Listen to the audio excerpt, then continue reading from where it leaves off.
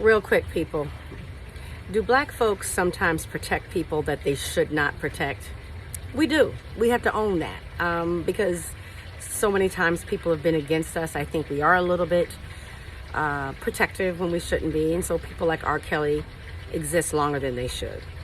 Do we sometimes, are we hard on people sometimes about selling out? And are we strict about what it means to be black? We are. But we have a right to be. But I'll say in this case, it's none of that. This case with Gail King, none of that. Gail King was wrong, okay? She is a journalist. She is a journalist that I respect and admire. Also, I can empathize with her because, you know, as a person who puts herself out there publicly, I'm scared. No, I know I'm going to say things that are going to be wrong. I know I'm going to do things that are wrong.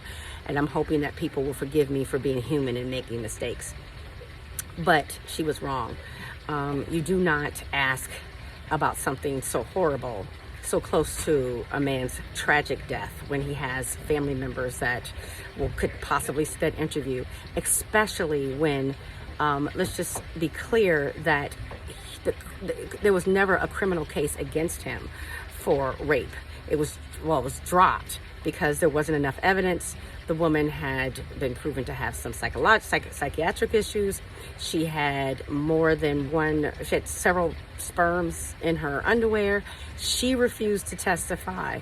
So the man never was convicted of any criminal wrongdoing. Was he sued civilly? Absolutely. But let me tell you something. People settle civil suits all the time. It does not admit guilt. It says that I have the money to make this go away.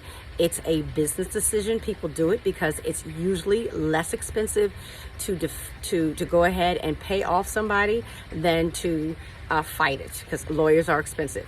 It happens. I mean, companies settle all the time. They settle 90% of the time before they actually go to court. So I don't understand why she had to bring it up, since it was something that I would say a lot of people would say it was proven, like it was a case that was proven. And she didn't have to bring it up so close to the time. And she didn't have to bring it up with such a close friend of his. Then when she did, let's say she made the decision to do so.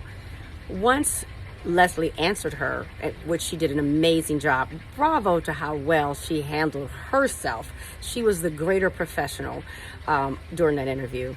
Once she answered it, I was disappointed that Gail pressed on and said, well, you really don't know because you're his friend and you wouldn't see that. That wasn't necessary. So the question was asked and answered, and Gail didn't allow it to go on. Lastly, about her response that she's angry with CBS. Gail has been a journalist for 30 years or more, for a very long time. She's a veteran. If she did not want to do that interview, I'm sure she didn't have to do that interview.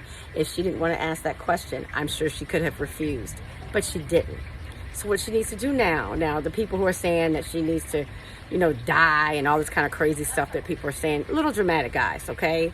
Let's have some forgiveness. She screwed up fully, completely. But we also need to allow her to own it.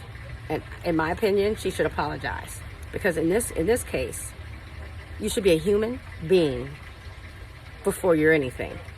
And what she did was not decent, period. It was not decent. Just my opinion. This is Randy B. I'll talk to you next time.